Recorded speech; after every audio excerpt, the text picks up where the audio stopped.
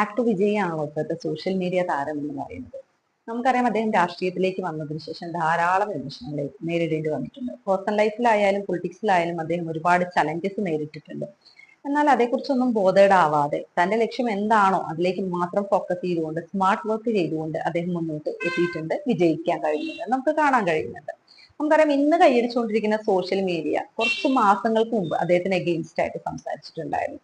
Even government ആയാലും police ആയാലും public ആയാലും അദ്ദേഹത്തിന് എഗെയിൻസ്റ്റ് നിന്നിരുന്ന ഒരു സമയം ഉണ്ടായിരുന്നു. എന്നാൽ അതൊന്നും ബോധേഡ് അല്ലാതെ തന്റെ ലക്ഷ്യത്തിലേക്ക് മാത്രം ഫോക്കസ് ചെയ്തുകൊണ്ട് അദ്ദേഹത്തിന് വർക്ക് ചെയ്യാൻ കഴിയുകയും വിജയം കണ്ടെത്താൻ കഴിയുകയും ചെയ്തു എന്നുള്ളതാണ്.